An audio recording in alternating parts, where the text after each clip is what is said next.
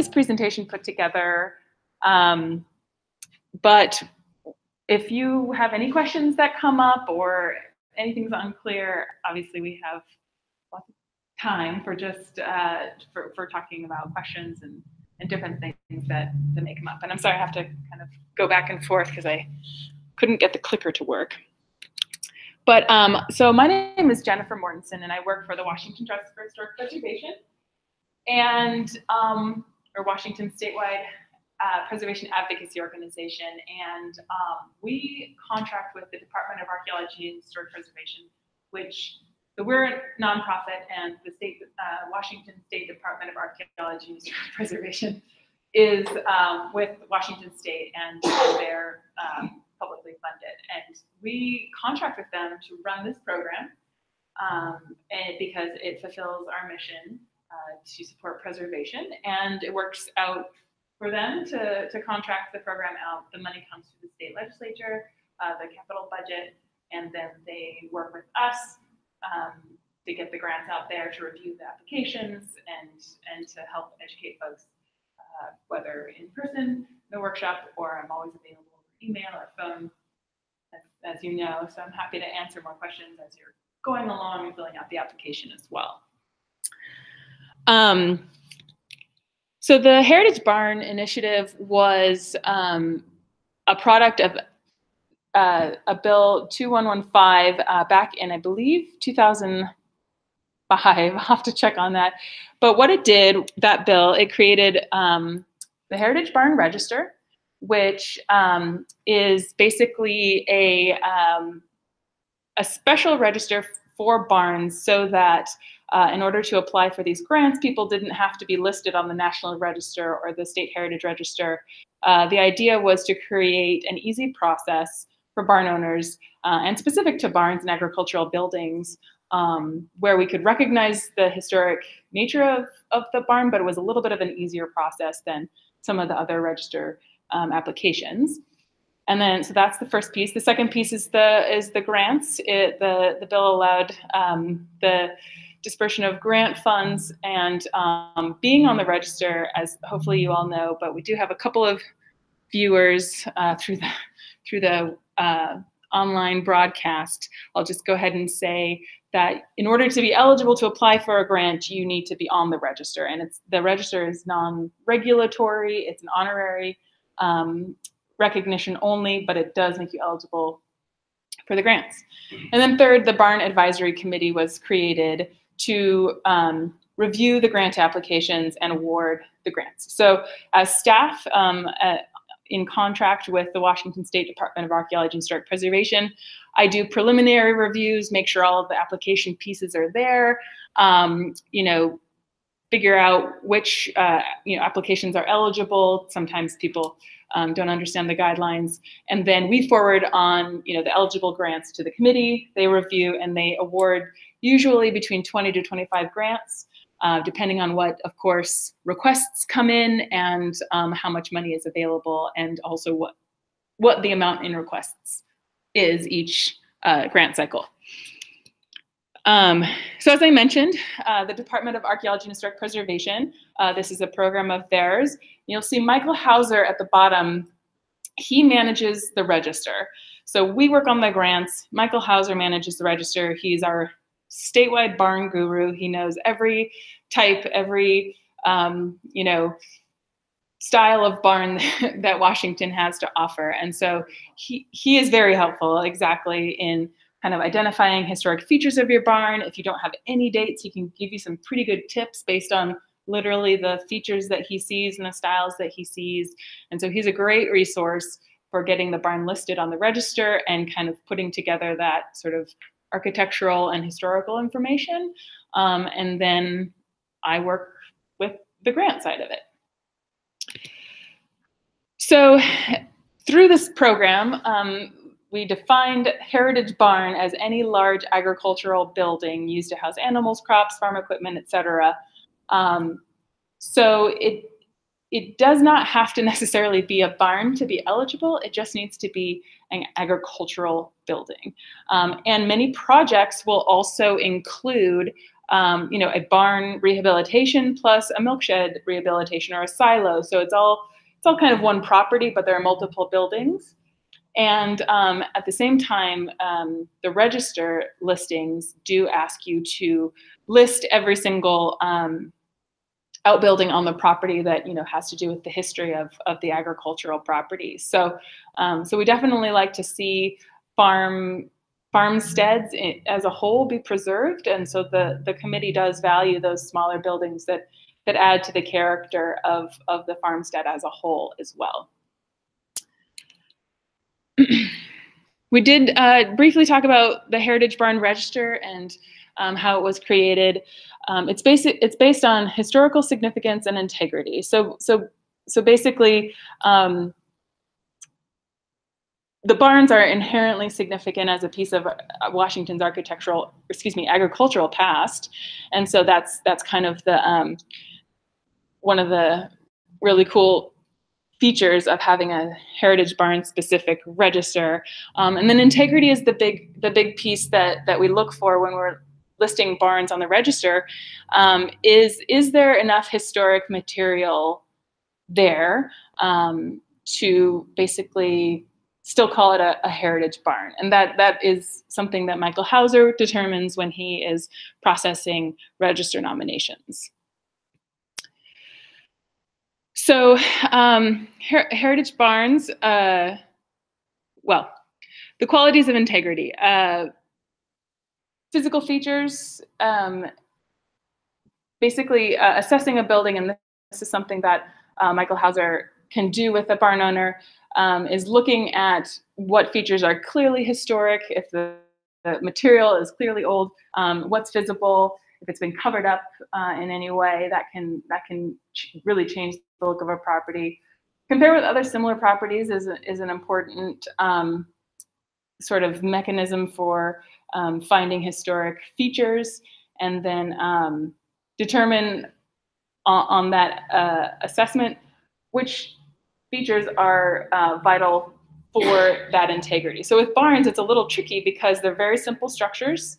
And so if you change the roof line or change the position of the doors and windows, that changes a lot about the integrity. And you'll see I have on the left a historic theater. Depending on when a barn has been upgraded or renovated, changes over time, changes that happened 50 years ago or more can become significant in their own right. So if you have a barn that was renovated in the 50s or the 60s now, some of those features can be historic for that time period, even if some of the older pieces are less visible or not there. And that's an example of the,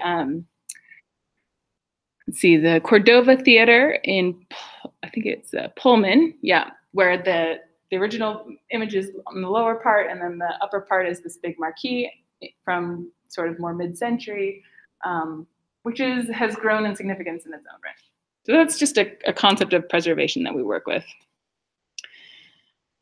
So the Advisory Council on Historic Preservation meets 3 times a year, and they're the ones who officially approve the Heritage Barn Register listings and all the other registers as well on those aspects of history integrity. And they are the ones that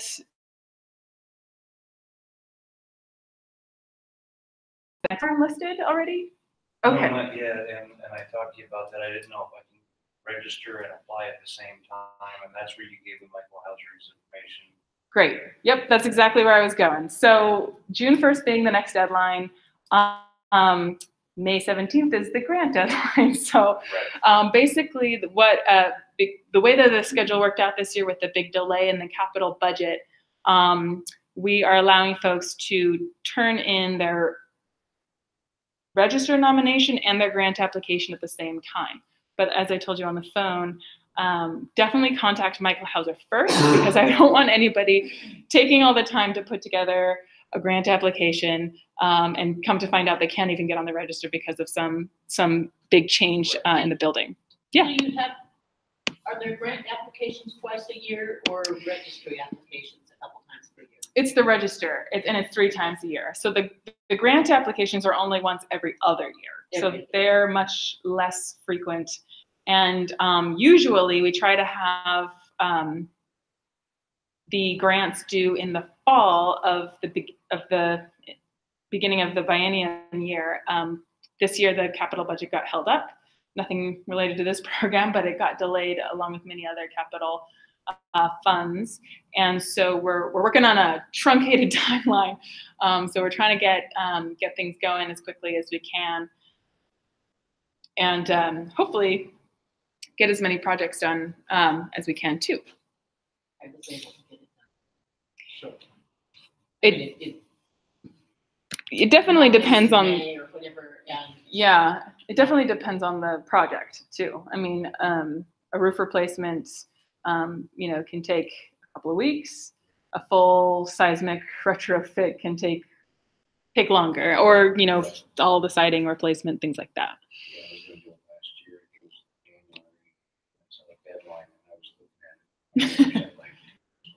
you can always get it registered and then wait for the next cycle. Right. Yeah. So this is what the I don't know. Did you get a chance to talk to Michael Hauser about the register? Not yet, no. Okay. When I got all the paperwork printed off. Yep. And I'm ready to. Perfect. That's I wanted perfect. to come to this first. Yeah, that's great.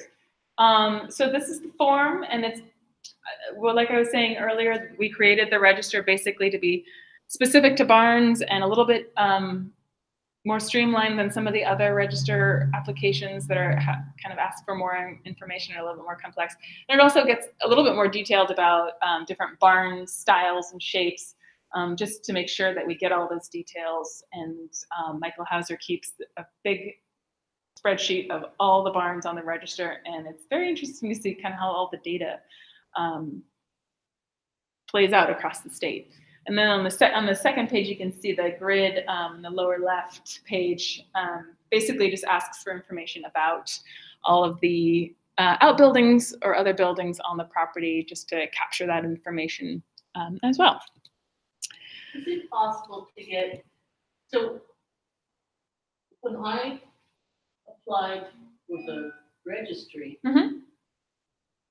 my file is corrupted. Oh. So I don't even know what I wrote. I think I pulled the stick out of the computer or something. Oh, okay. And so anyway, it was corrupted. And I was wondering if it was possible to get a digital file of the registry application, not the grant, but the oh, sure. Yeah, and I've got your email because Michael forwarded me yours. So I'm happy to shoot that over to you tonight even. That's super easy.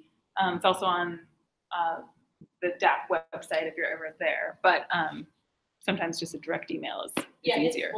I had copied it off, and that's why I was surprised that it didn't go, but it could have been a frontier thing. Well, you never know with technology.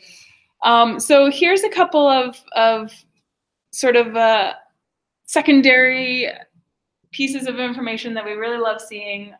I'm sorry, the projector is whiting out the plans in the upper center, but it's a schematic drawings of the barn. You can see several historic images of barns, or old pamphlets up in the upper left. These are really cool items if we have them.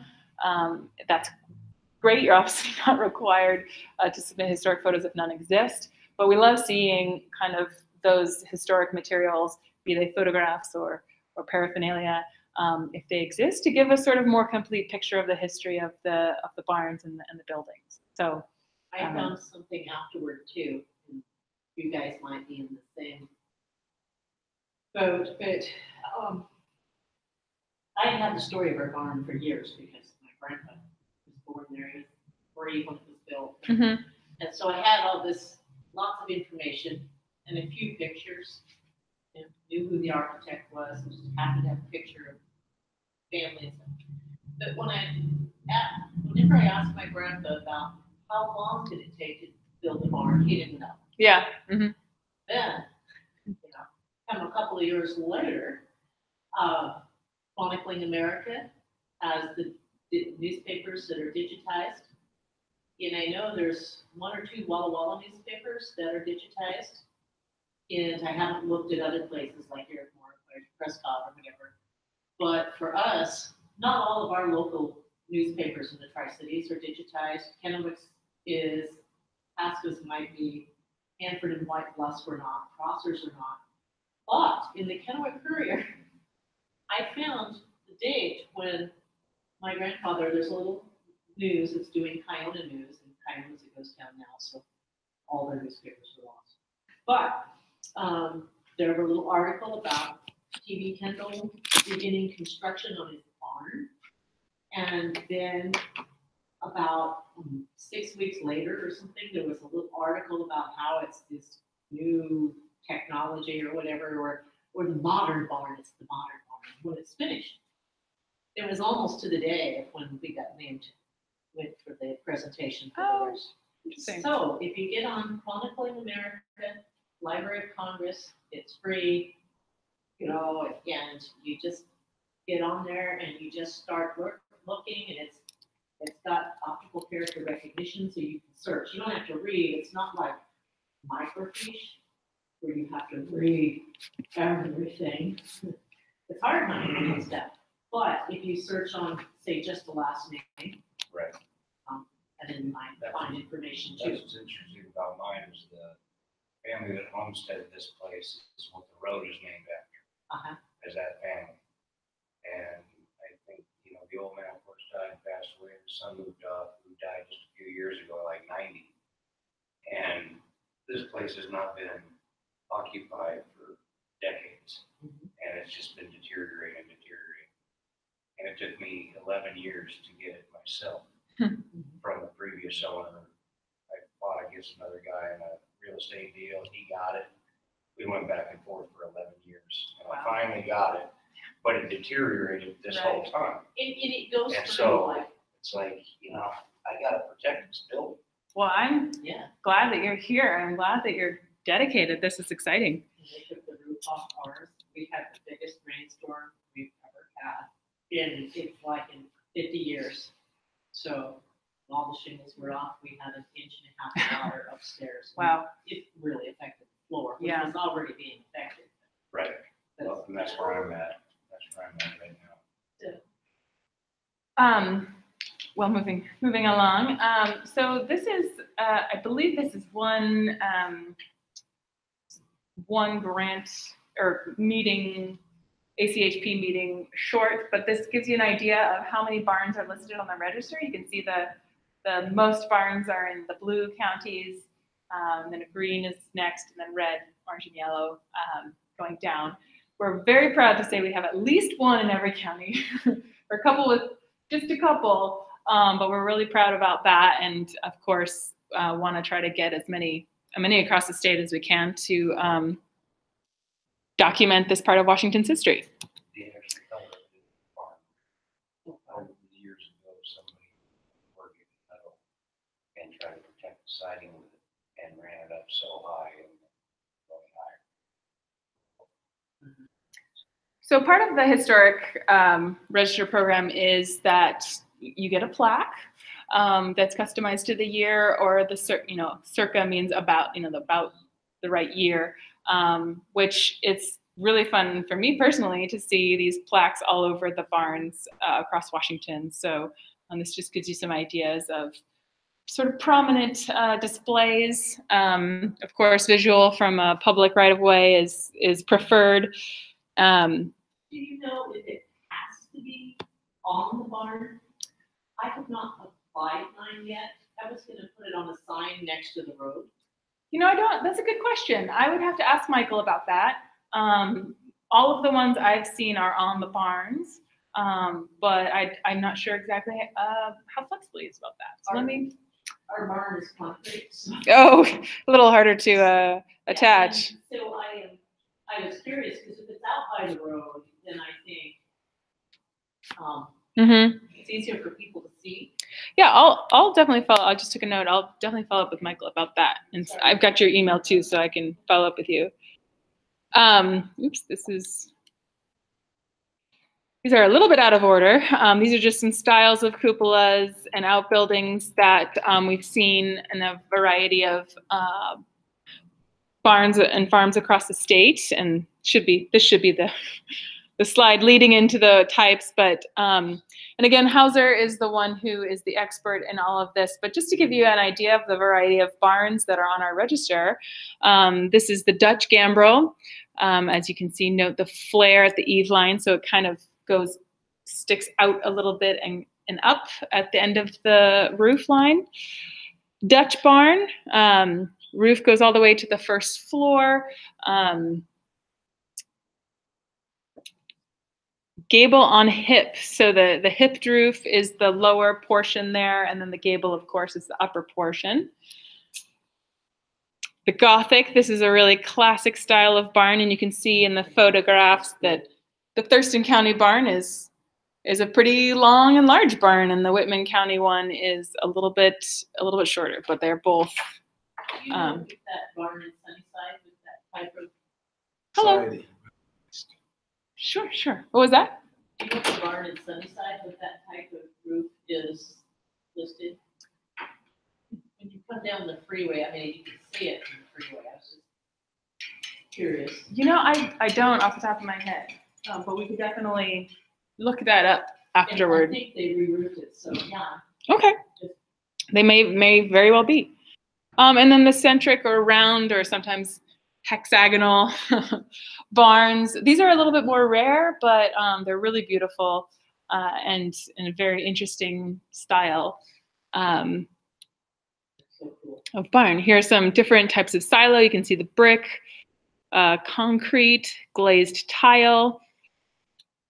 So there's all kinds of barns and features. So for the grants, sorry, and I'm going to throw a lot of text at you the next few slides. You're eligible to apply as a nonprofit organization, a local government, the owner of the property, or a leaseholder in conjunction with a property owner. So if you are not the property owner, but you operate the property and you have a lease for the property, as long as you have the property owner's permission and signature on the application, you are allowed to apply for the grant. And the money, the matching money that's provided in addition to the grant can come from the leasee or the owner. It doesn't really matter in the eyes of our program, just as long as the money is matched in some way. The eligible buildings, we talked a little bit about this at the beginning. Basically, originally constructed for the storage of livestock, farm equipment, or agricultural products, so related to agricultural practices. Over 50 years old, that's kind of the national standard of historic. In Seattle, actually, as a bit of an outlier, it's 25 years and you can be a landmark, which is interesting, but 50 is the national average, so that's what we tend to go with for this program. And then listed in the barn register, and it lists the other registers too. So if you have a nationally registered listed barn, you don't need to also be in the barn register unless you would like to be. But most applicants are in the barn register only.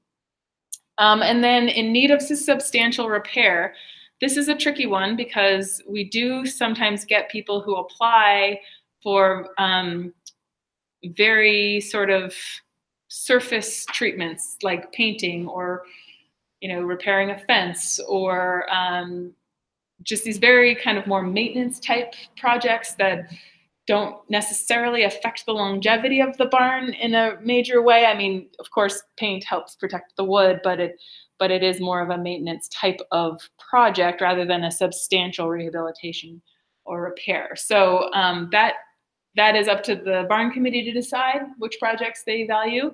And I, of course, have been through this process, at least one full process, and I'm happy to sort of give insight as to what I've seen the committee prioritize and how they kind of prefer to see the budget and all the pieces laid out, so which we'll get into in a minute. And then the last one, retain a significant degree of historic character and material.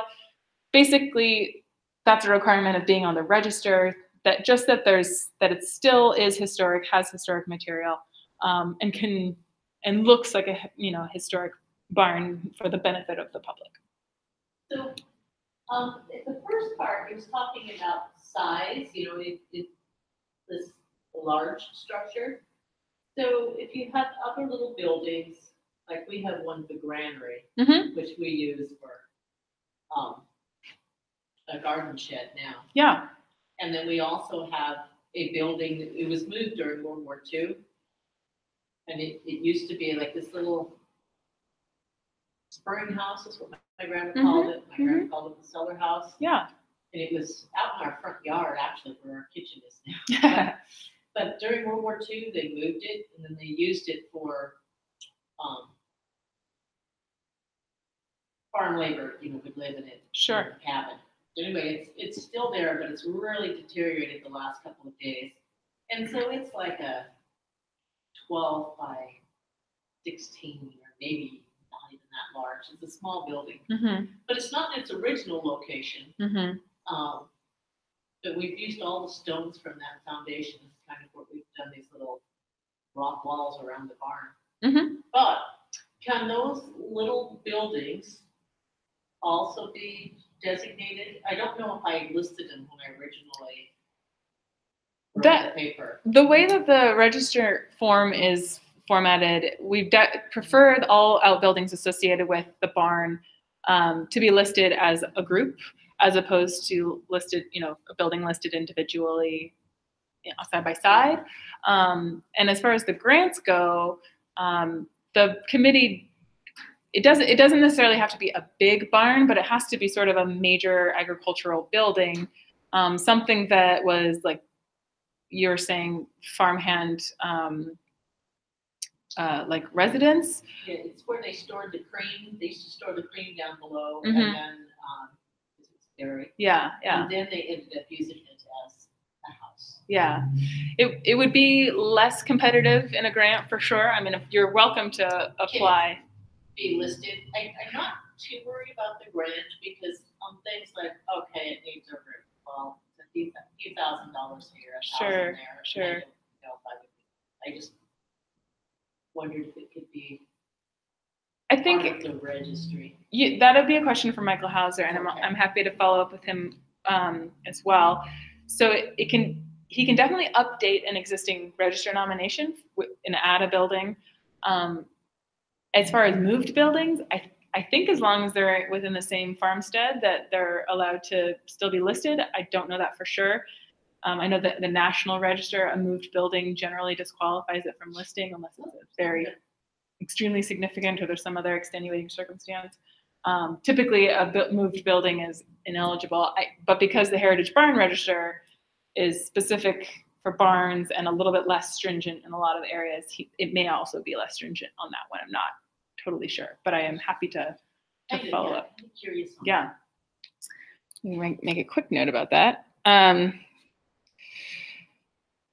All right, moving along. So eligible projects, and I talked a little bit about this when I mentioned need substantial repair.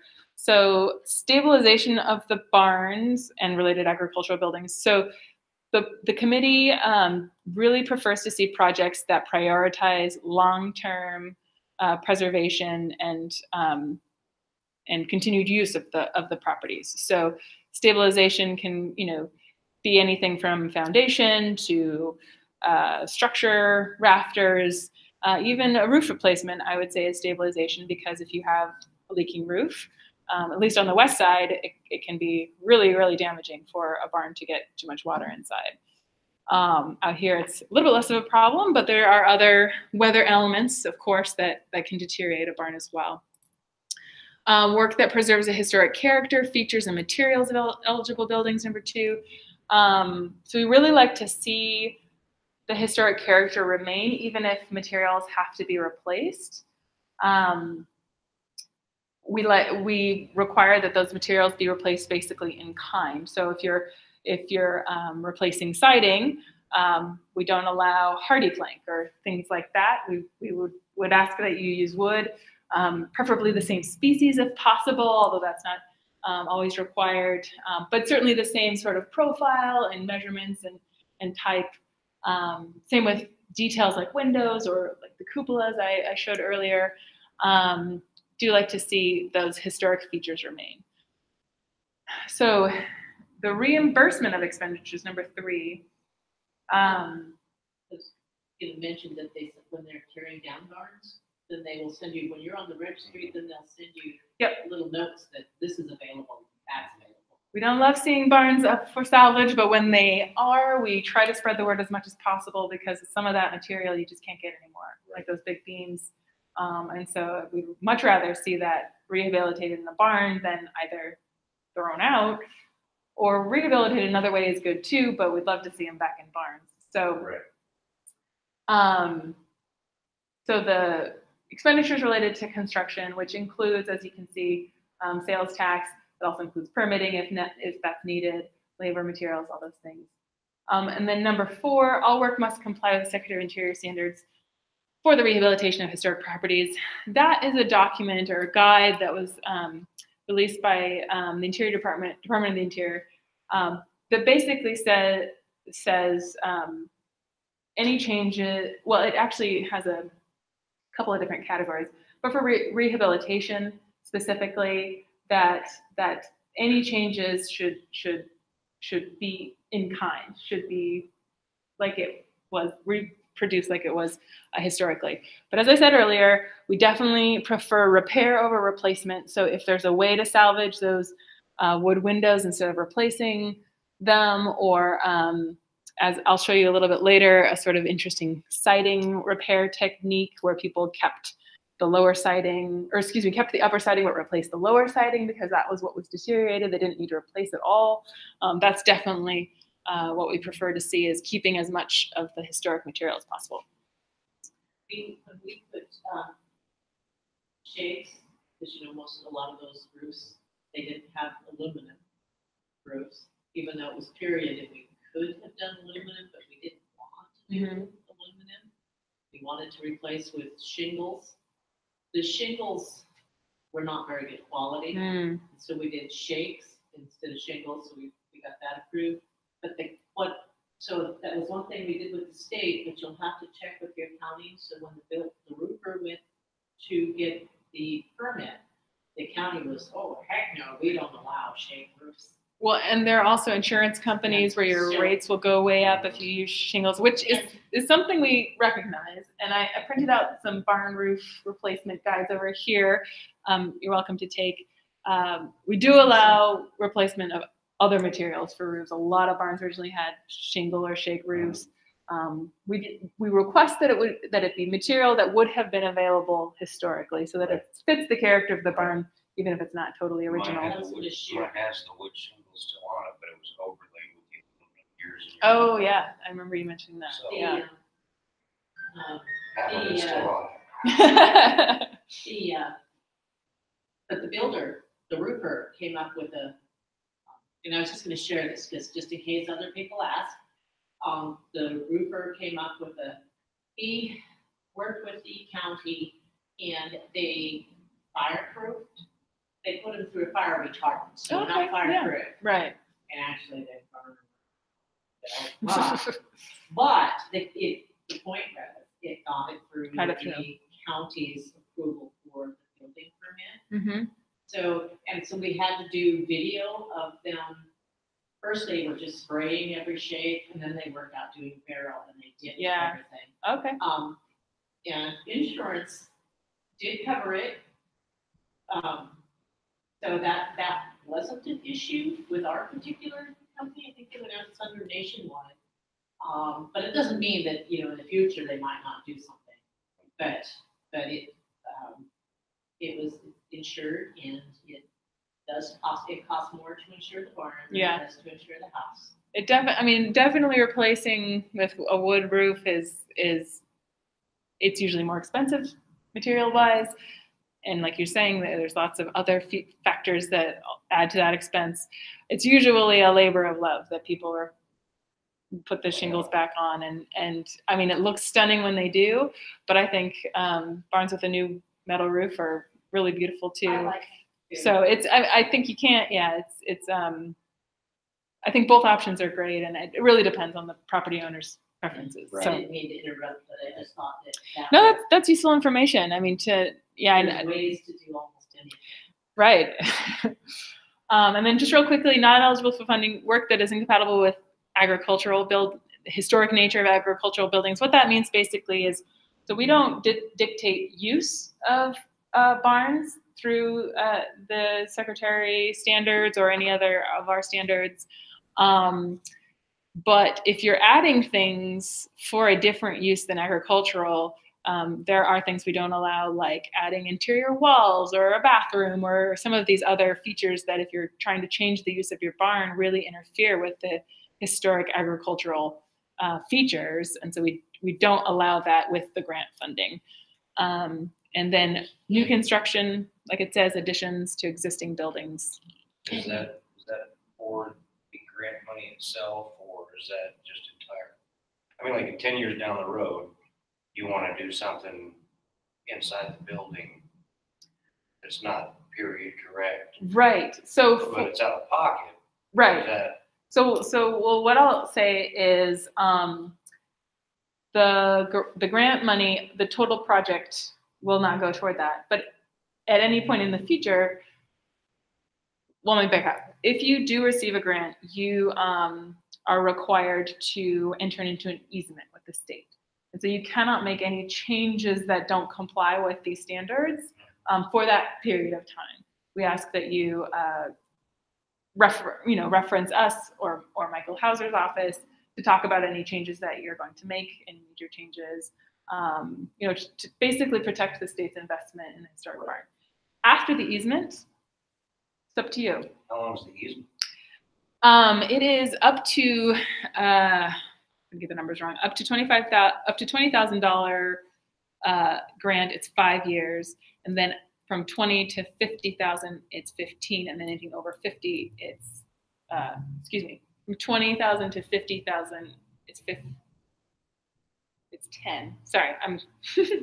I know those. I get them confused. Up to $20,000 in grant funds, it's five years. From 20 to 50, it's 10 years, and then anything over 50, it's 15 years. Easement. So sorry. Just curious because you don't know what the future holds.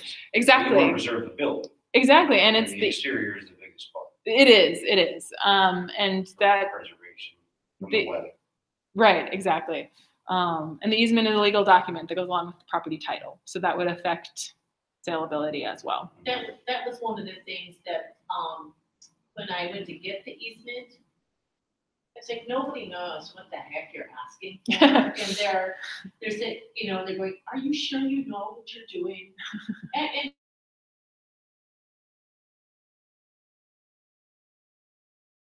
so at the courthouse, and it's like, my God, surely somebody's come through this office doing this before. Well, there's a difference between like a register nomination and an easement. Like an easement is a specific restriction on the property itself, and that's not as common as maybe say a local landmark listing that does restrict what you can do within the local preservation program. So easements are very specific documents and kind of uncommon because it does affect sort of the retail value of your property, in that the building cannot be torn down. Really had it just took a leap of faith.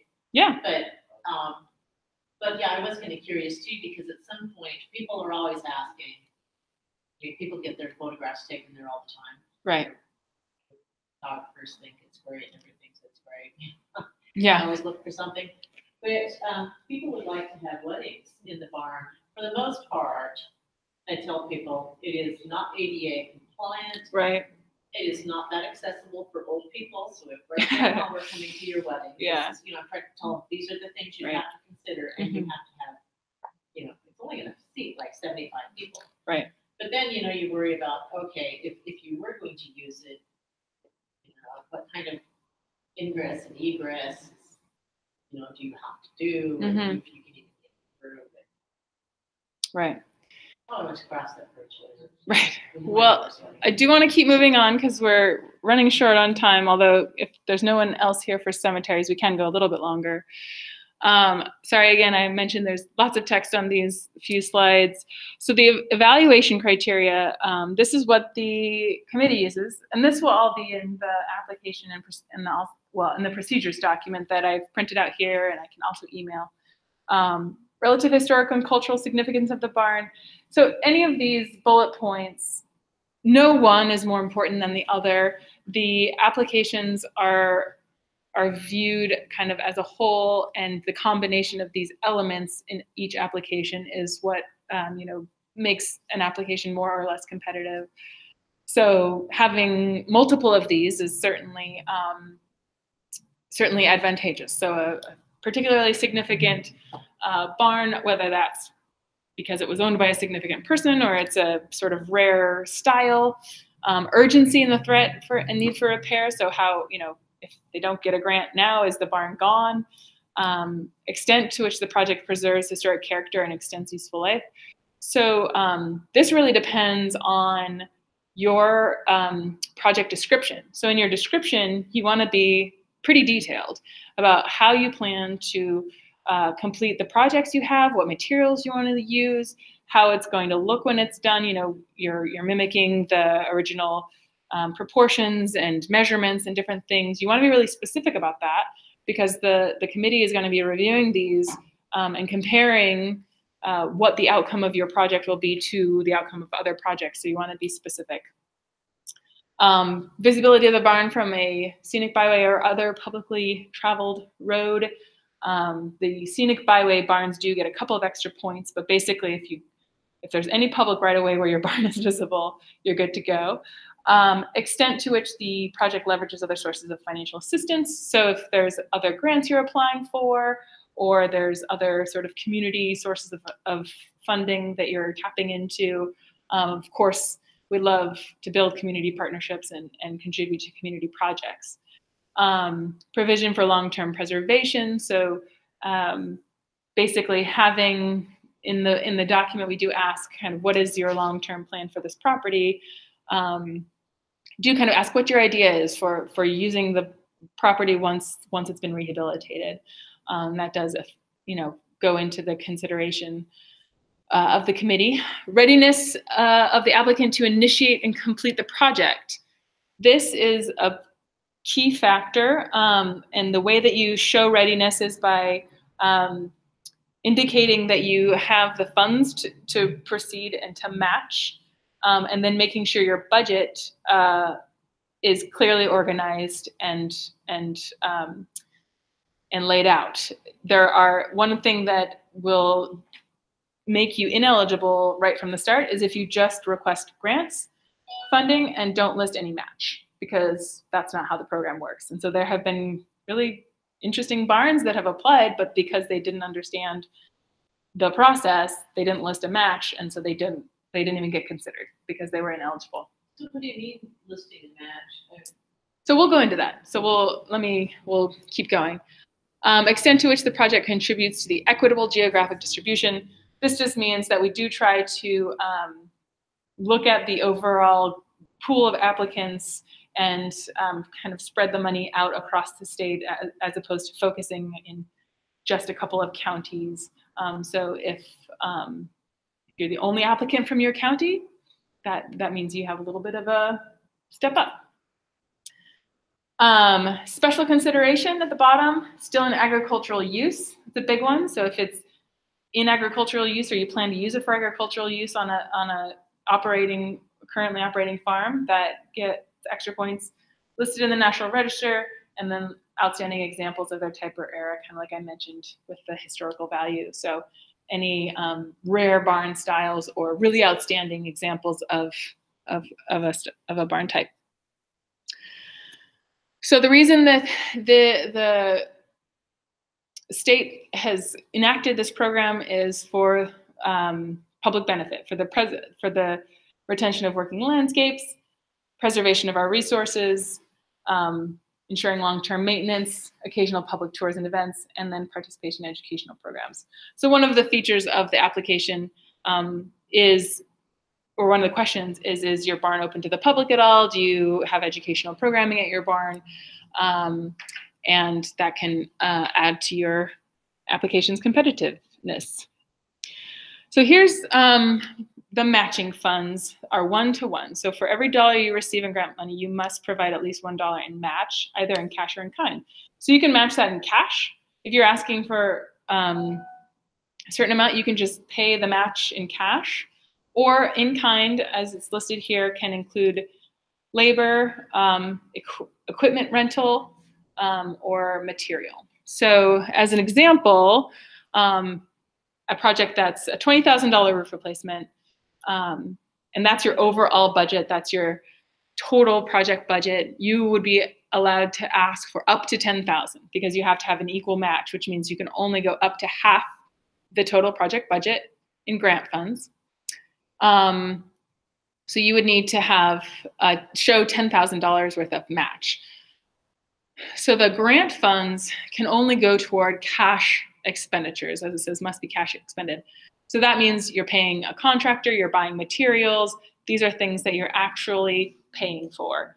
So if you get your friend to come and volunteer their time, you can't get paid for your friend's time that's donated. You have to pay professionals or pay for materials with the state grant funds. With the match funds, you can, like I say, it can also be cash, but any of that donated labor, equipment, or material can count, the value of it can count toward your match. Here's another example of a project, a comprehensive rehabilitation, foundation, roof, siding, and windows. You can, like I say, the total project budget is $50,000. You can request up to $25,000. So the way that you put, you fill out your budget page, which I'll show you in just a minute, is up to you. But as I said, the state funds must be cash expended. So you'll see that there's no sort of clear way to just have the roof be the state and then everything else you're matching. So you can arrange it any way you want. You can have half of every element be state, so it would be, you know, $7,500 worth of the foundation would be state, $7,500 would be matching, $10,000 of the roof, et cetera, et cetera. Or you can say, I want the state to pay for the foundation and half my roof, and I'll pay for half my roof and do the rest, the siding and the window myself. It all depends on how you plan to structure your budget and do your payments as far as how you're managing the money on your end, just as long as you show the one-to-one match. So this is a little bit small text, but this is our new and improved budget sheet. This was the page that tripped the most people up last time, so I redesigned it. So what we have you doing in the application is separating your project into 6 elements. So if I'll go back just real quick. This project has 1 element. It's a roof replacement. This project has 4. And I have room for up to 6. If you need more, we should talk about maybe combining elements. So roofs, or excuse me, windows and doors don't necessarily need to be separate elements. That can be one. We can talk about that if you have any questions. So for each project element, you list it on the left in the numbered lines. And then in the red, the expenses, you list how much each element is estimated to cost. And that's the information you get from your contractor's bid or quote that you are required to submit with your grant application. So that you need to put for every single element. The grant request, as I said before, the next column is the grant request. You can divvy up the grant money however you want between those work elements. And then same with the cash matching. But as long as the match is at least as much as the grant request that you're making. And this form in the digital version of the application, when you put in the numbers, it'll automatically calculate. And then at the bottom, the very bottom, it says grant matching discrepancy. That will show up if you're asking for more in grant funds than you're providing in match. I should have put a filled out example to show you. But if we were doing this project like I was talking about before, See, I would put, so if I put the foundation replacement here on the first line and listed it at $15,000, and I listed the grant, I'm going to request all $15,000 in grants. I would put that here, and then the roof would be here, and I'm only going to ask, that's $20,000, and I'm only going to ask 10 from the grant, and then I'm going to match it 10, so 50,000 here, and then with the windows and the doors and the fourth element, we just list those out, and then you would put those under match, either cash or maybe you're getting some donated labor or some donated materials.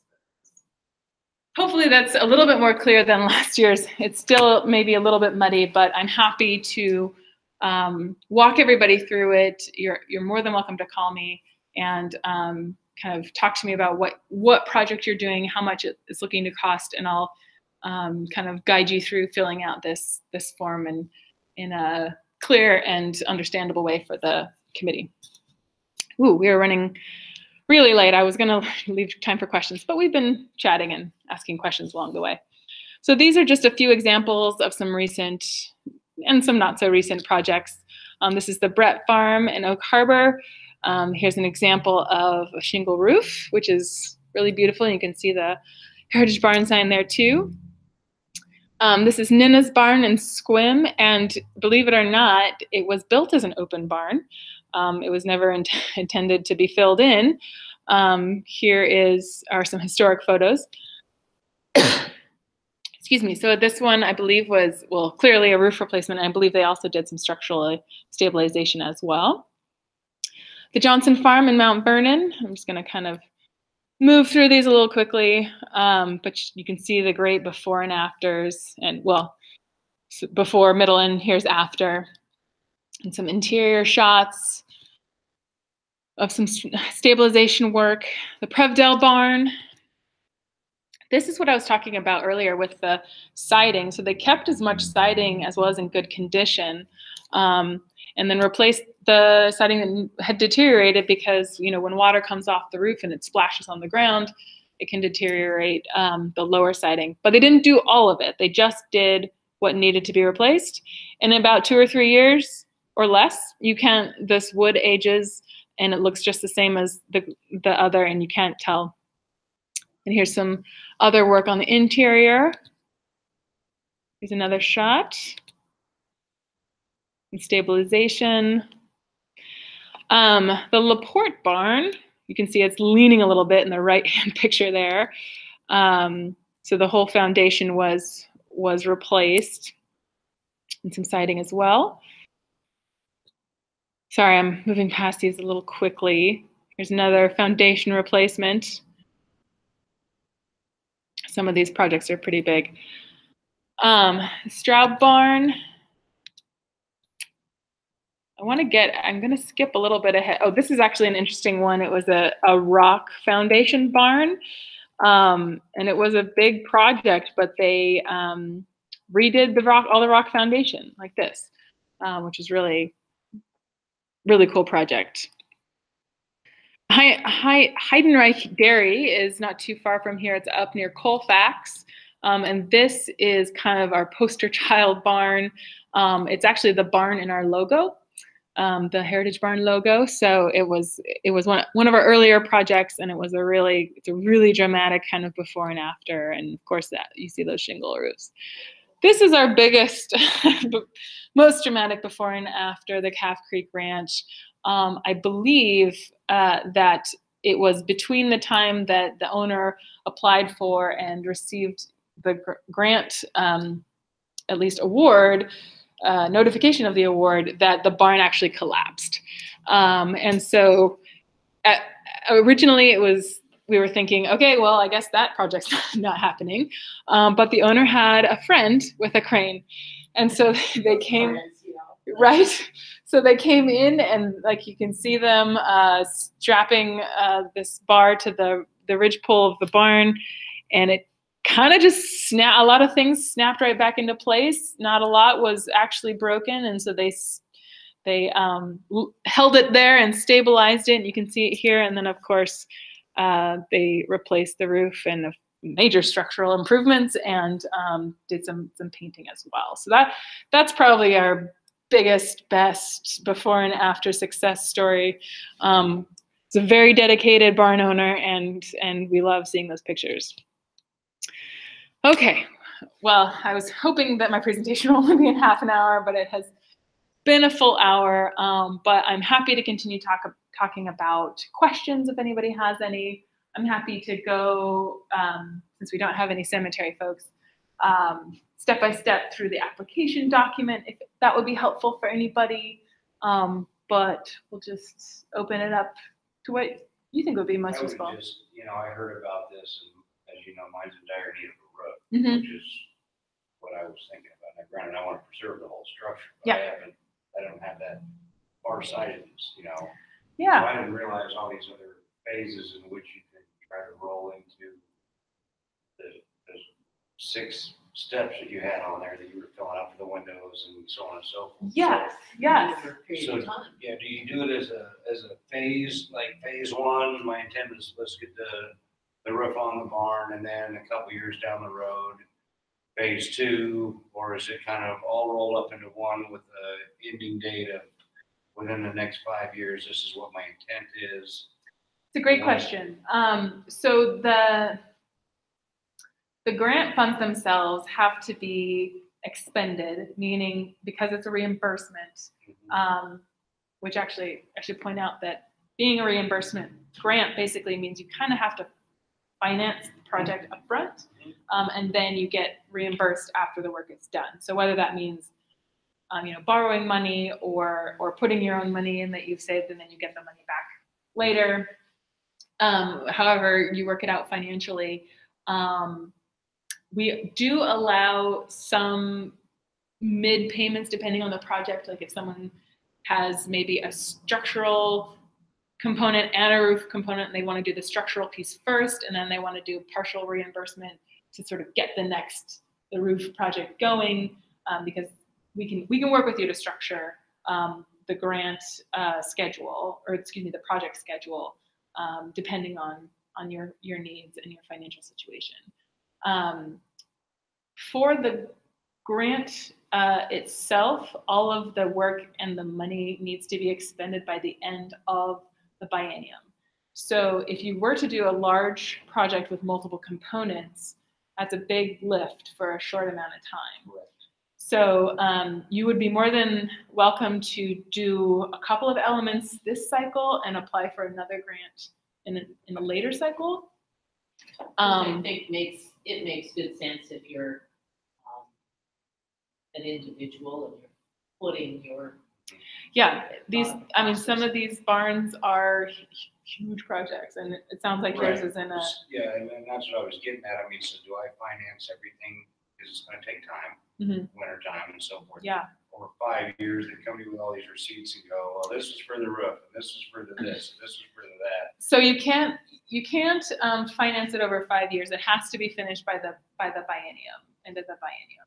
So so whatever project you request grant funding for support, right, it has to be completed by that deadline. But if you didn't apply for any grant money, just like I said, time frame, I'm not sure. Oh, if you started so now. I out of pocket I registered it today, say, and over 5 years I did this and I did that and I did this and I did that. And then you applied for a I grant. applied for the grant and said, here's where I'm at. I see your question now.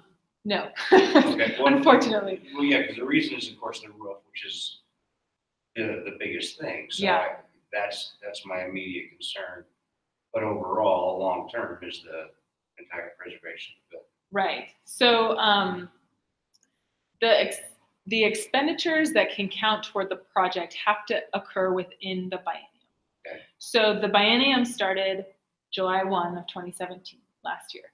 So if you have done any work since July 1, between that time and the day you signed the contract with the state saying you're going to do the work and you're going to do the easement part and all the things attached to that, between that period of time, if you've done any work before you're officially under contract, all of that expense can count towards your match.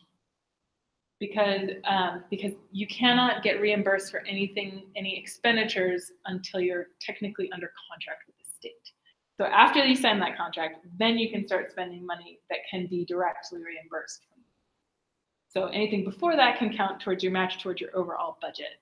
I mean, my personal advice to you would be, depending on your contractor or whatever quote you receive, sounds like structural stabilization is an issue as well, or is that less an issue? Minor compared to. So I mean, we can definitely talk more after, I can see some pictures and we can talk if you have a quote. But I would ask for kind of as large a project as you feel like you can finish within the time frame. I mean, I wouldn't. Let me rephrase that. Within the parameters of a typical grant. So we do get some people who have a quote that, or an idea that they're going to spend $150,000 rehabilitating their barn, and they ask for $75,000. Well, we've never given out that much money, and we probably won't because we want to try to spread the money across as many barns as possible.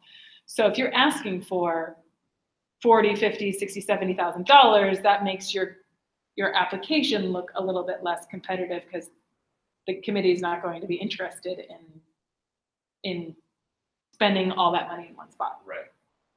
However, if you have your roof replacement, and that's less than what a typical grant, which is between $20,000 and $22,000. So if your roof replacement is less than $40,000 to $44,000, I would add in more elements, siding or whatever, pieces of your project, bring you up to that sort of average or just above average range, and ask for that, because the more you get done now, right, the better off the barn will be. Right. And I'm of course happy to sort of talk you through how to put that all in the budget once you've got an estimate for that. So yeah, anything kind of in the average range or just above or just below is a competitive application. We do get some small requests, a couple of thousand, because they're doing a lot of the work themselves. They just need money for materials or different things like that. So we fund all sizes of projects. And it also helps to list out the elements like the roof, window and door replacement, siding repair, in individual pieces, because that way, if your barn or your project ends up being kind of in that gray area of, this group of like, which one of these, we've got our top priority that we're going to fund, and then these sort of middle projects that we're, of these few that all kind of have a similar score, which one are we going to choose to fund out of this group of middle ones? They may choose to fund a little bit of each one. So if you've broken your grant out into these sections, the committee can say, all right, well, we're going to fund the roof, or we're going to fund the grant request you've made for the roof, but we're not going to do the rest. And so, I mean, you can choose to accept that or not. And there is a spot in the application that says, if you receive no grant or a reduced grant, how would you proceed? Particularly in the case of the reduced grant, I think is an important thing to mention, that some people say, well, if I don't receive a grant, I can't make it work. I'm not going to do anything.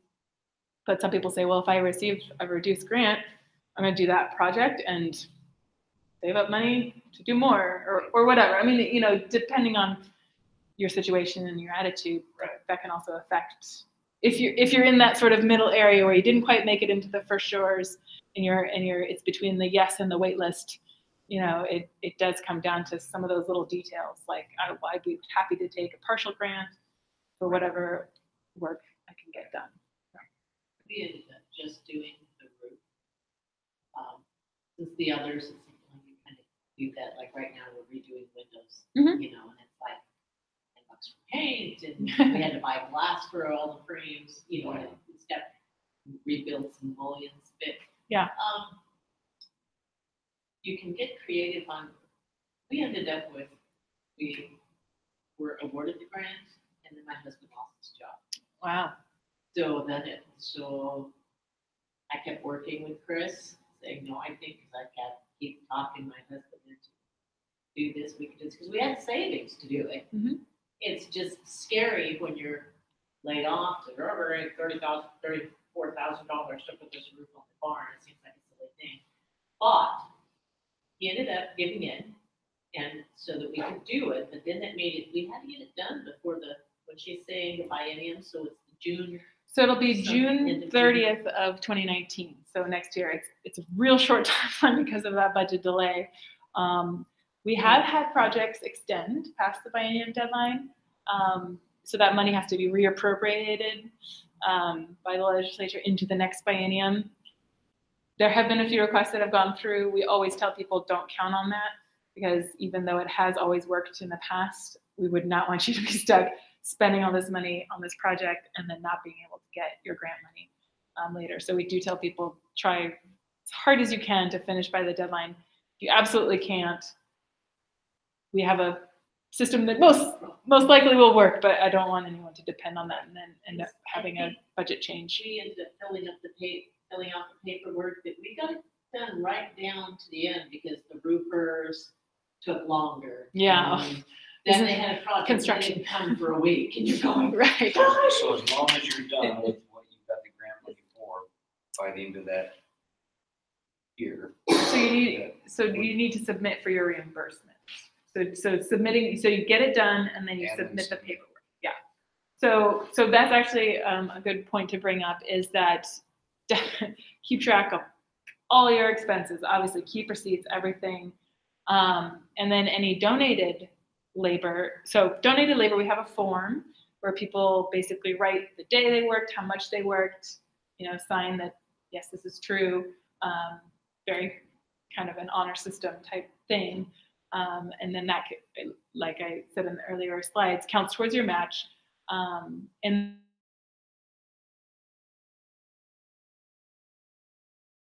find basically a comparable quote or something, either the page online or if you're getting materials donated, basically assess the value of those materials and submit that as your paperwork for that.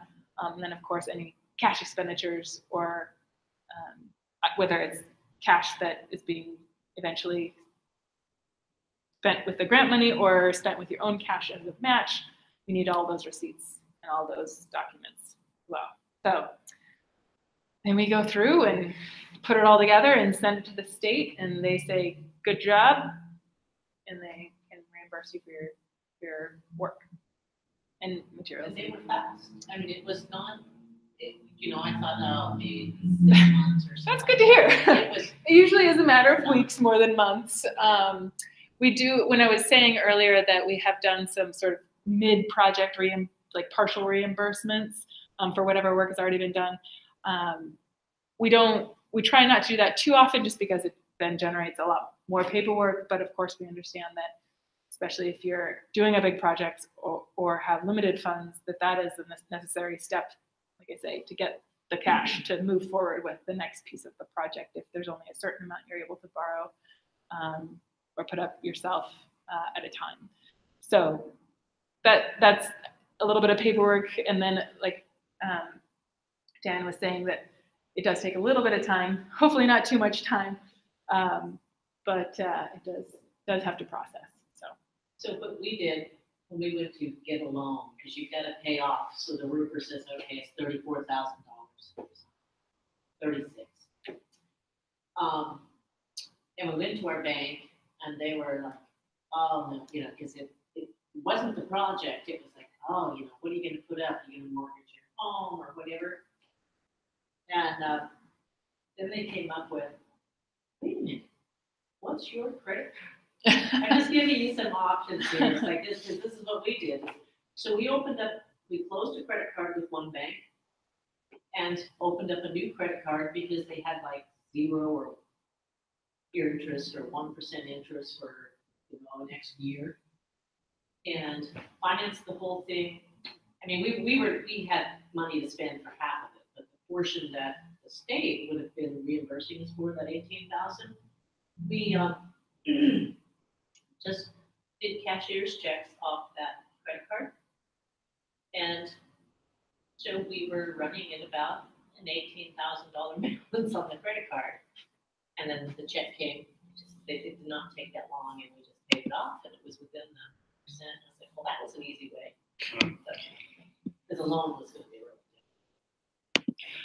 Well, it's good to know that there's some other options out there. So I, on policy, do not give financial advice to people. I'm happy to advise on the grant proposal, budget proposal for the grant. Yeah, it'll be up to kind of you and your financial situation, your lenders, to get all those moving pieces. So. Until I heard about it, I just thought it was going to be a long drawn out project that, you know, I was going to work on for several years because it's a hobby of mine, and it's a beautiful building. Yeah. But actually, a neighbor of mine down the road has one of those plaques on his farm. Yeah. And he's the one that told me about it. And I went, perfect. Really?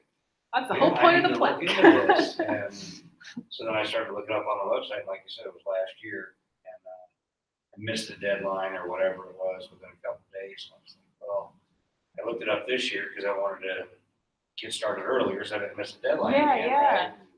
And so that's basically what brought me here, was an email about this. Right. And so forth. So it can get confusing. The deadline you probably saw before was the register as opposed to the grants, which are only once every 2 years. Right. So I'm glad you just contacted me because it's a little bit easier to explain in person or over the phone. It's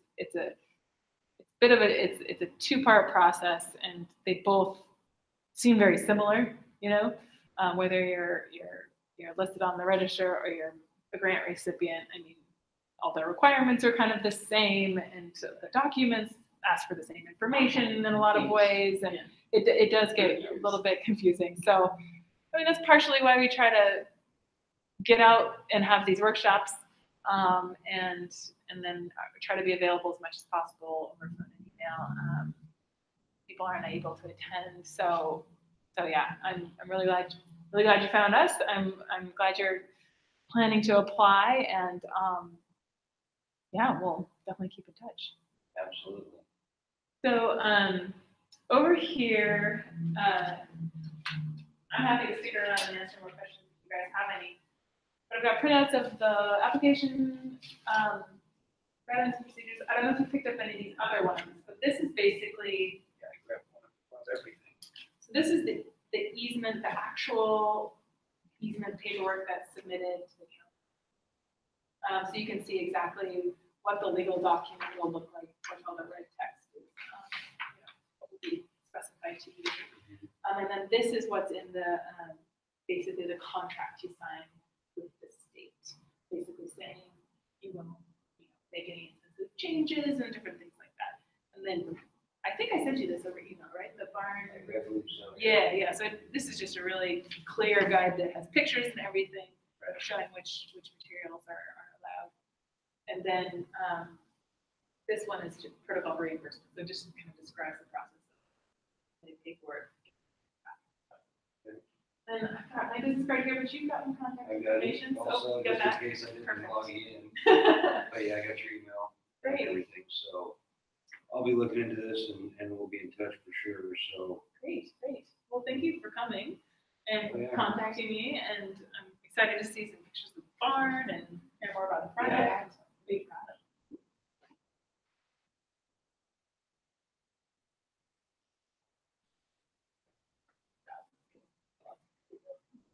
I'm actually in construction, and part of the here. You can see this, the weather side I was talking about. And when you go up inside the building and you can see the framing like you can in some of those pictures with that Dutch gambrel, it's just amazing to me in the business what these guys did. I was told, well, I saw on the door it was painted 1920, of course it's covered with owl droppings, so you can't really read out the last number of the 20. But I was told these guys homesteaded there in like 1915, 1917. Right. Ooh, that's beautiful. It looks like is it a kit barn? Not that I'm aware of. Okay. It does look, I've seen a couple of kit barns that have very similar structures. And it still got the old trolley on the rail. So this aluminum siding. That's actually galvanized corrugated that they put on over the siding. Okay. Oh, so the original is The still original siding is still Okay. underneath. That's great, because I know Michael gets very particular about missing They siding. put that on the three sides as high as they could reach. Got it. So. But no, in the original windows, actually, I cut and removed because in one of the outbuildings, right after I bought it a couple years ago, someone come and stole the windows out of the old outbuilding.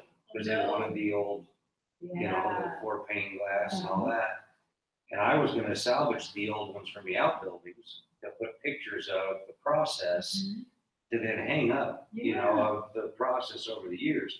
Well, when those disappeared, I went out there and then I cut out all the old windows of the barn and salvaged the frames, you know, what was left of everything so that at least they wouldn't walk away. So, you know, yeah. And we're always worried about someone coming in and helping themselves to something. I've got neighbors down the road that kind of keep an eye on it because I'm not out there full time yet. Right. But, you know, it's a great old building and one of the owners cut a hole in the back when they stopped loading with the trolley, it back in and they but I mean, it's like 4 16-foot 2x6 studs. And then patch back the siding. I've already been in touch with the guy that mills lumber, and he has a sample of the siding to have a set of blades made so that we can make the original siding to fix any of those options. That's great. You know, so that everything can be put back Yeah. and look like it was, you know, original. Right. So that tends to be, we have a lot of people, and I have a list of kind of contractors. They send you a list of contractors and various people. I'll send that to you. And some of them are millers who mill wood. Sometimes just can't buy those wrenches anymore. And if you want it to look like the historic material, you have to get it made. Luckily, there are some people, and I think we found somebody who can do it pretty efficiently and not too. It'd be nice to have contact. We had to replace a couple boards in the floor, so no one would fall through during the wedding. Yeah, I'm happy to send you the list. It's on our website, but it's not linked anywhere.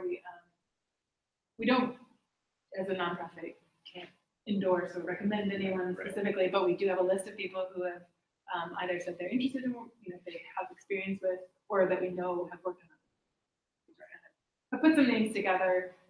At least to give people a place to start, you know, because some people are like, I don't know any contractors, and this is a pretty special type of building to work on, especially if there's structural changes. Some of them look at it and go, they're kind of like this. What the hell are you thinking? And a lot of that. Why not just build a new pole barn? It's like you don't understand. Right, exactly. Well, and the other thing with people who don't tend to have experience with historic structures is that they give you a quote because they're unfamiliar with the materials and the processes that is astronomical because it sort of has to entail their learning curve, you know, and all these things. And so,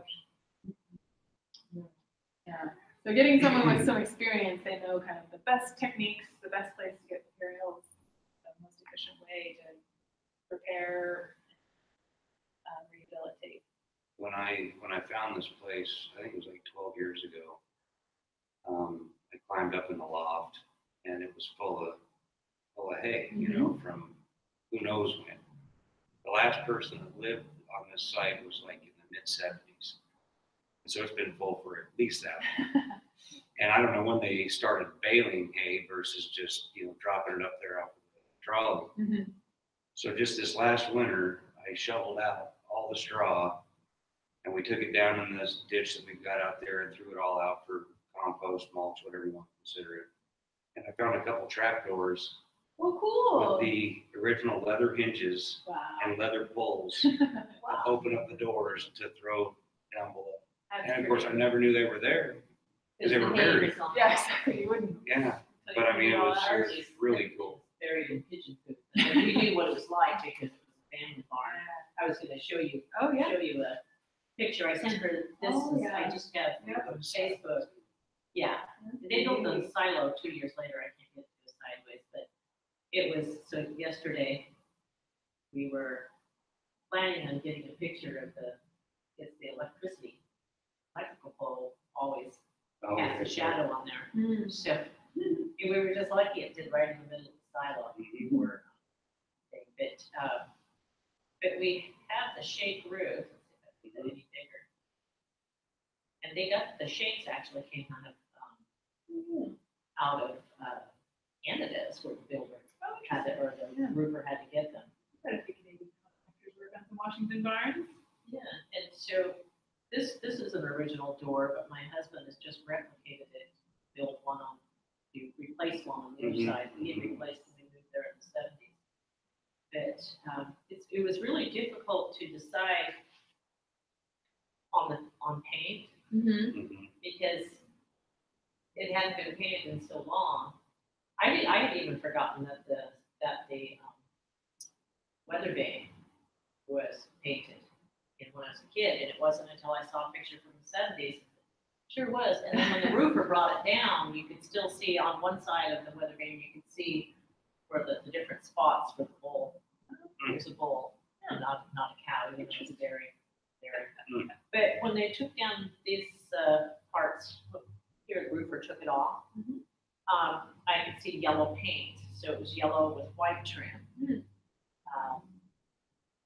But we went with gray with white trim because the yellow was just, I don't know. And then later we found that some of these windows over here had yellow, and some of the door jambs had yellow, and some of the windows on the other side might have been white. And the way the house was painted yellow with green trim, so we're going with green. Because everyone wants to go with barn. I think barns are beautiful even if they're not red. Yeah. Did you want to talk about the cemetery program? I did want to know a little bit about it or get some literature. But it was so nice to meet you. Thank you so much for coming. And I'd like to know how your barn does. We'll post pictures on our website of all our grant projects. So yeah, absolutely. Alrighty. How many on that slide were in Columbia County? Do you recall? It was like 8 or 12. I don't remember. We can just right at the very beginning. skip back. It was. Let's see. Curious because knowing now that my neighbor, when I say neighbor, is a few miles away. There it is. There it was. Let's see, Columbia 11. So a good decent amount. Yeah, Walla Walla, equipment. Now what about Kittitas? They've got 21. So Yakima County's got more than Kittitas. That surprises me. Well, it's not. I mean, it is I don't even know if it would really count as a reflection of the amount of barns proportionally. Yeah, the Honeyfords. They championed it. We call Jerry the barn lady, and she's that? So Senator Honeyford was her husband was a Washington state legislator, and he was big champion of getting the program established back 10 plus years ago. And his wife Jerry, force of nature, and she was also a big supporter and has been championing it for every cycle since. And so we've been able to offer it every 2 years anyway. So she's also the chair of the committee, so she sees and reviews all the nominations the applications, and she's still very much involved. And the Honeyfords have been great. He's retired now, I believe. He's no longer in the state legislature, but program continues on. With Spokane County has some sort of website too, where it's like maybe a tour or something. It's interesting. I was just talking to someone today about putting together more sort of barn tours, like driving tours of barns. That's what I wanted to do for Benton County, but we only have 5, so I was thinking. But that's still a nice. We get people number. Well, in Walla Walla, and now with the wine thing that we've got going on, we've got so many wine tours. And all these bed and breakfasts popping up. To see that many, that would be you know, at least there's, you know, several there to. Right. Well, I want my daughter to build me a website that's supposed to be for my Christmas present. Mm-hmm. And I said, I need a website so I can do this stuff on and promote it. And I was doing a video on the reconstruction of the barn. And then I stopped. I mean, it was like the day before, 2 days before they were starting work on the barn. Anyway, just at the same time, we decided to roof the barn. Mm-hmm. We had diagnosis of breast cancer. It was the treatable kind, very treatable kind. But still, it's like, you know, through the whole process, you know, I'm going through surgery, come home again and look at all that rain in the barn. Oh, But we started video and we did it up to a certain point. But, you know, it's like, oh, I could spend another couple $1,000 so I can finish the video and do the book. There you go. But the tours, I mean, you know, and we actually have a new tool called Revisiting Washington, which is based on the old 1941 WPA produced guide. And we've just started adding kind of extra content and features to it. So that it's based on the original tours that go across the whole state. But we did just do some Japanese American history on Vashon Island. We're working on some Latino heritage for a couple of spots. And so it would be cool to just do kind of a feature on barns in a certain location. And it wouldn't be a tour in the sense of, you know, drive this many miles on this road, but it has a map function. So it could show you the dots on the map and navigate you to it if you have your smartphone on and just kind of pick up the location and send you that way. So that'd be a cool, I mean, it would take time to put it all together and populate the map and stuff, but that would be a cool feature to add. One of the coolest old barns that I saw was in Columbia County, close to Garfield. And I was out chasing the back roads, you know, just looking around at all these old buildings. And I got out, I went and looked at this old barn, and it was on a stacked rock foundation, you know, and it's all timbered and doweled, and the structure was all still there and still strong and true, but there was quite a bit of siding and some of the roof missing. And I went to bring my kids back 6 months later or something to find it, you know, and I couldn't find it. Oh, and so for several years, anytime I was in that area, I hunted those roads and everything because I didn't mark it on the map. I found it, and just like 2-3 years ago, and now there was no trespassing signs up. Oh, and I thought, well, I have to have a picture of this foundation, you know, being in the business, I got to. And I go to open the door of my truck, and as I do, this truck drives down the road next to me and pulls into the driveway, just across the street, basically, but down the road a hair. Well, I can't. I'm going to get in trouble just for a photo. So I drove down, and I asked this guy, I said, do you know who owns that property up there? And he said, well, yeah, it's my neighbor. He's about 2 miles down the road. It'll make a bend to the right, and it's the first house on your left. So we go up, knock on the door. It's wintertime. This old boy opens the door, and I asked him about the barn, and he says, well, come on in. Didn't know me from Adam. He was with me. Invites us in. We start talking about it. His family homesteaded there originally in like 1870. Wow. And he told me all about it. And then I asked him, I said, I was on the property years ago when there was no signs up. And I want to know if I can get permission to take photos. And he told me the entire history of the place. And there's a hand-dug well on this property with stacked rocks, you know, to hold the banks back. And it's got to be as big as we are standing in a circle. And it's just got 4 T-posts around it with a piece of wire.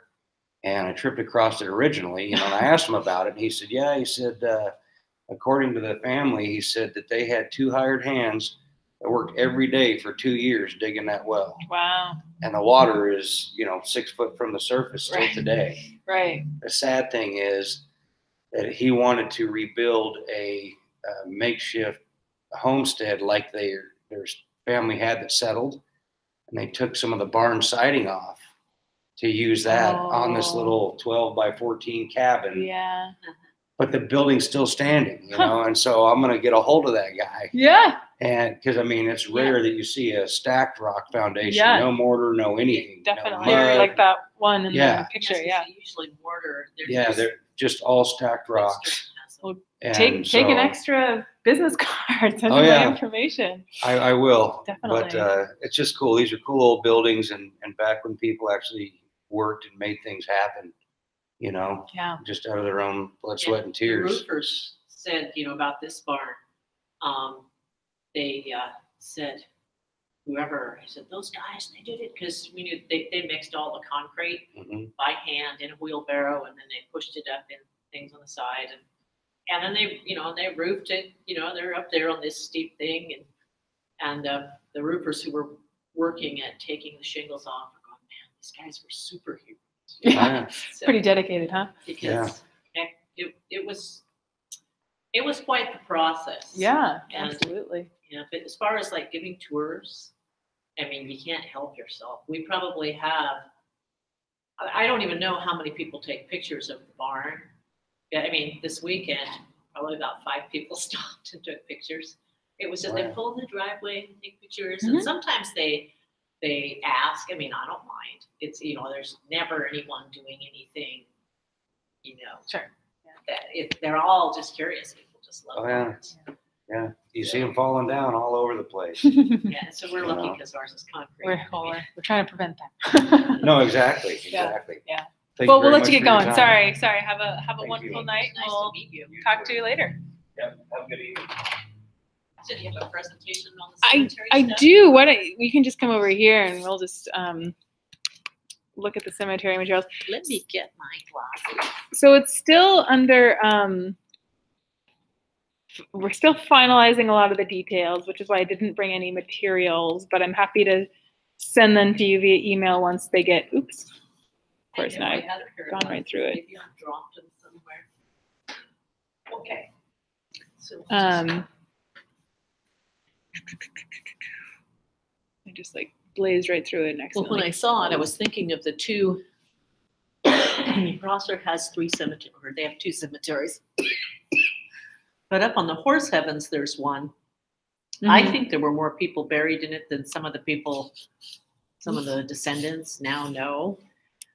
Because there were several fires and some of the wooden crosses burned. And they said, you guys need to get some ground penetrating radar out here. And look.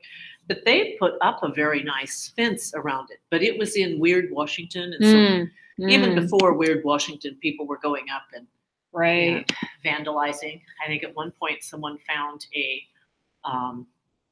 stone in their yard. And so the kids, the high school kids had just gone up there and they took stuff. And then when they got into Richland, they chucked them out. Right. And so anyway, the stone got returned.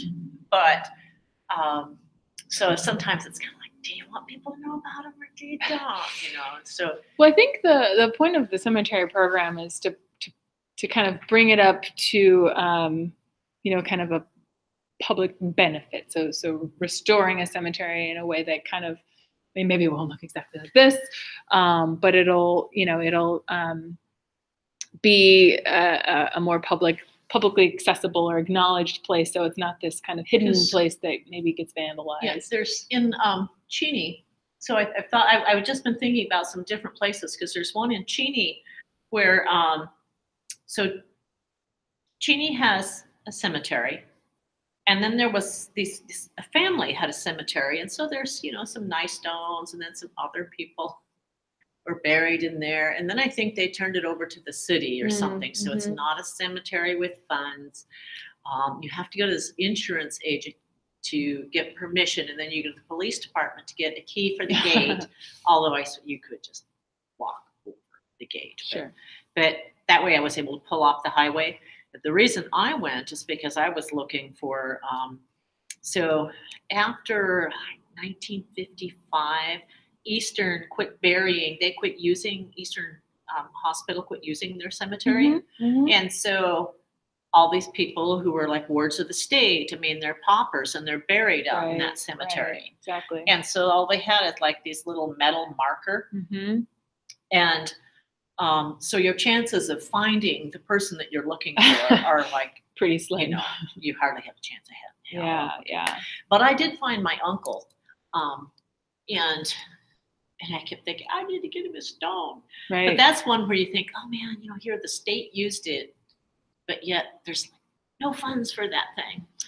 But I don't know if it's historic. Well, that's an interesting question. So this is a new program. House Bill 2637 established it. So we're still figuring out how to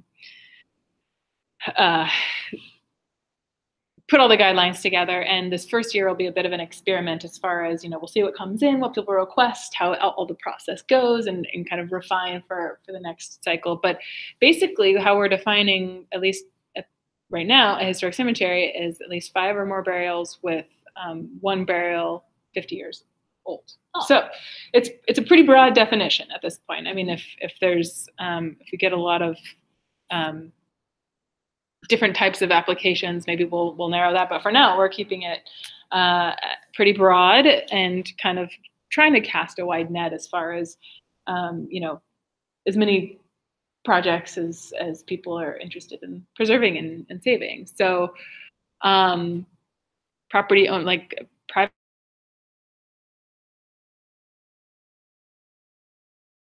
government can apply. So private property owners can apply if they have a fiscal sponsor or are willing to enter into an easement. And then there's the whole stipulation that we just talked to DAP about, whether if there's no record of who owns the property, there's a process that DAP can go through to get a care and maintenance certificate. It's an official sort of designation that a group can get in order to have the legal right to care for the property, even though we don't technically have the owner's permission. The state has a process that they go through to try to find the owner. If they can't, then they grant this special care and maintenance certificate in order to allow some work to occur. So that's a certain mechanism. So funds may be requested for construction, renovation, or rehabilitation projects that serve the character, features, and materials. So it's kind of the same idea as the barns, as these capital projects that go toward preservation in kind of a substantial way. This is kind of a lot of text. So as I said, number one, it has to be a capital project, which means it can't go toward, funding staff for a cemetery, like a lawnmower or someone like that. It needs to be kind of a major capital project. We've split it up into we split up into categories: protection and security, restoration and preservation, and interpretive.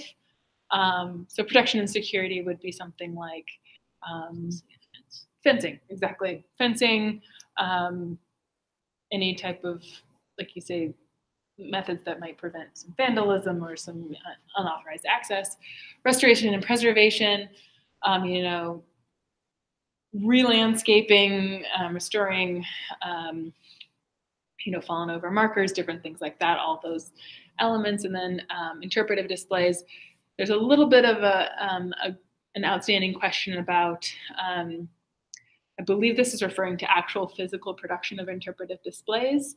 I'm not sure how much of kind of whatever research is necessary for those displays is eligible to be funded by grants. So that's still a question that we're working on answering. Again, this is a reimbursement grant, same time period, and this one's even tougher because it's a new program. We're still getting all the details ironed out, so it's due even later than the barns.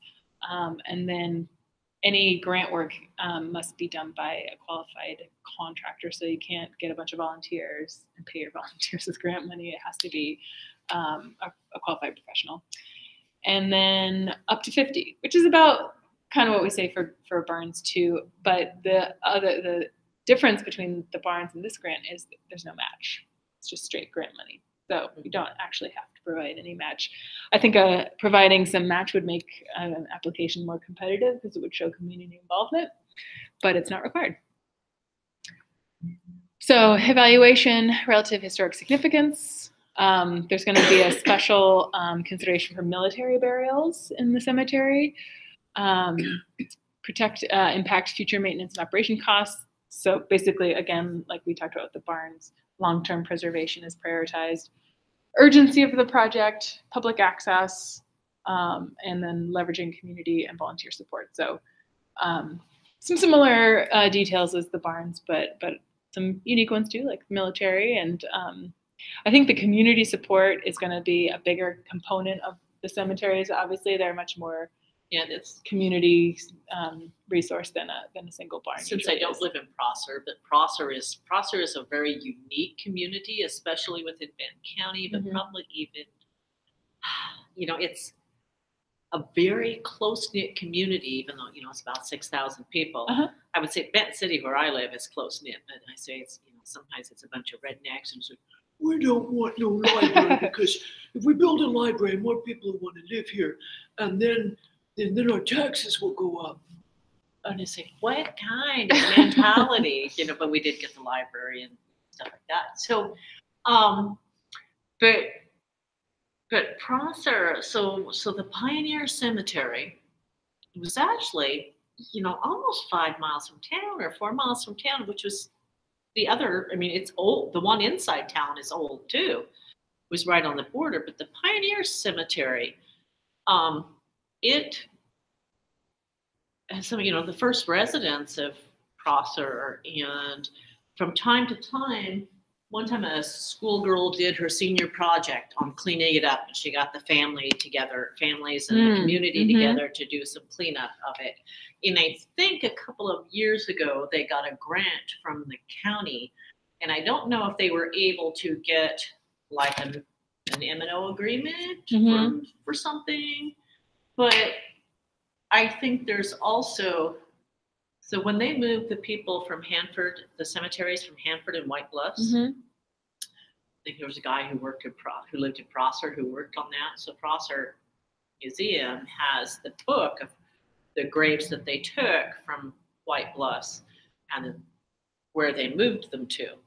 Because some went to Kennewick. And in fact, when I found that book and I was up there going, oh my God, doctor, there's Bauer, they need to see this. And so, and anyway, they actually found two or three people, and they were part of a family, and they didn't know where they had gone, but that little notebook had it in there. So they knew they were in Kennewick. Interesting. So it was part of their thing. But I just keep thinking, I want to know about this, because if there's more they can do for that cemetery, because it's not a small cemetery. I thought it was 80. Is there a specific group who's interested in? Well, what I'm thinking is the museum. Okay. Well, this program could be the impetus to get an already established group invested in working on something like that. So. We'll just slip right through these. Oh, that was the last slide. Okay. So my colleague Julianne is the one who is heading up the cemetery program. It's structured very similar to the barns as far as kind of the grant document looks very similar, and a lot of the guidelines are very similar. But like I say, there's no match required for this one, and the definition of cemetery is pretty broad, but it is a focus on capital improvements and kind of major improvements to the cemetery. So anyway, go ahead and close this out. I'll have to mention it to the grant